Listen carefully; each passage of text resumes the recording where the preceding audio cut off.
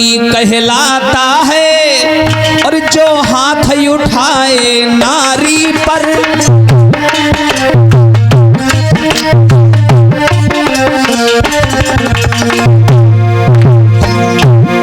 बेटा आजकल पुरुष लोग नारी पर हाथ उठाते हैं, मारते हैं, कूटते हैं और सोचते हैं हम बहुत बड़े बलवान हैं।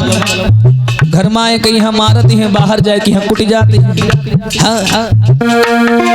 वो मर्द नहीं कहलाता है जो हाथ उठाए नारी पर।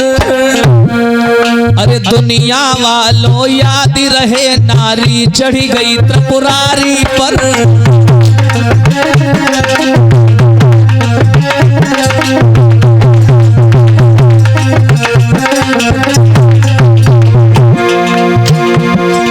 दुनिया वालों याद रहे नारी चढ़ी गई त्रिपुरारी पर।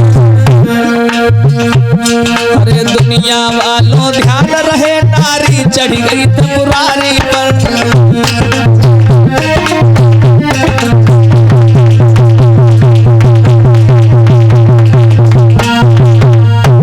आगे बढ़कर के देवर्षि नारद ने समझाया, सुन नारी पर हाथ उठा करके खुद को बलवान समझता है। अरे किस वेद में लिखा है, किस शास्त्र में लिखा है कि जैसा बाप है वैसा ही बेटा भी होगा। अरे इंद्र तुझे नहीं मालूम है, तू बहुत बड़ी भूल करने जा रहा था। कैसी भूल? अरे इसी के गर्भ से जो बालक पैदा होगा वो देवताओं का मान बढ़ाएगा, तेरा गौरव बढ़ाएगा और अपने बाप का मान गिराएगा।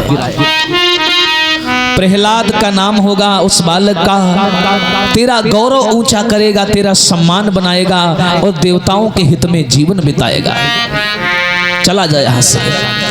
इंद्र बोला, महाराज तुम कह रहे हो तो छोड़े दे रहे, हम तो पूरा प्लान ही बनाए कह रहा। हाँ। इंद्र वहां से चला गया। अब देवर्षि नारद कयाधु को लेकर के अपने आश्रम में आ गए। अब मेरी माताओं, देवर्षि नारद बढ़िया बढ़िया धर्म ग्रंथों की कथा सुनाते हैं और कयाधु बैठ करके सुनती है और उन्हीं कथाओं का असर गर्भ में पल रहे प्रहलाद के ऊपर हो रहा है। देखिए, कहते हैं कि जब भी अगर माताओं को गर्भावस्था की हालत हो तो उस समय कुछ ऐसे काम हैं जो नहीं करने चाहिए।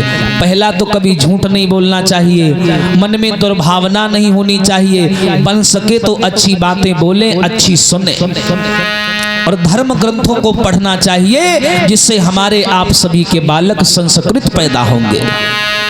प्रेम से बोलिए भक्तवत्सल भगवान की। और धीरे धीरे आश्रम में जब यूं ही समय व्यतीत होने लगा, आज वो समय नजदीक आ गया जब कयाधु के गर्भ का समय पूर्ण होने वाला है, बालक होने वाला है। और क्या हुआ भैया? महलों में नहीं, नारद बाबा के आश्रम में ही क्या हुआ? अरे मैया ने ललना जायो,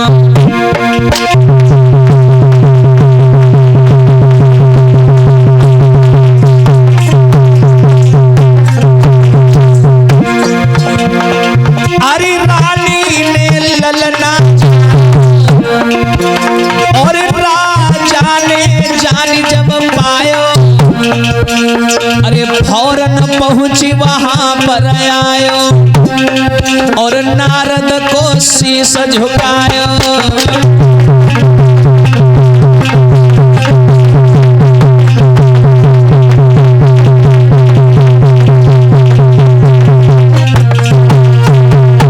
देवर्षि नारद जिनके बारे में हमने पहले दिन बताया कि इनका सिस्टम थोड़ा पत्रकारिता वाला है।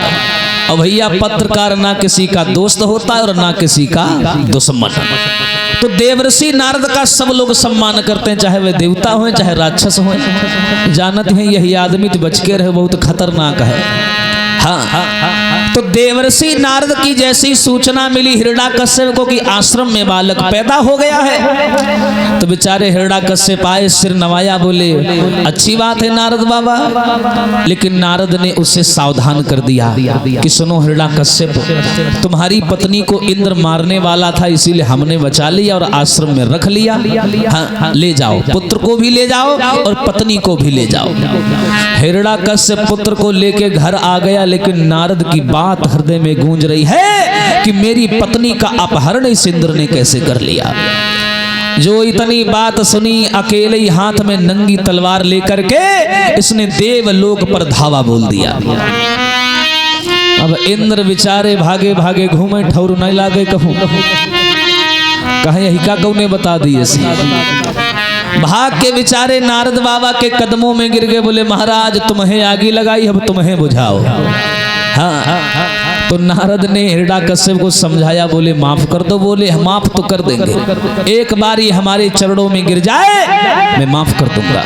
और वैसा ही हुआ, इंद्र को भी हिरण्यकश्यप ने अपने चरणों में झुका लिया। और इस प्रकार मेरी माताओं, इसने समस्त विश्व में अपना एक छत्र साम्राज्य स्थापित कर लिया, बन गया सम्राट। प्रेम से बोलिए भक्तवत्सल भगवान की।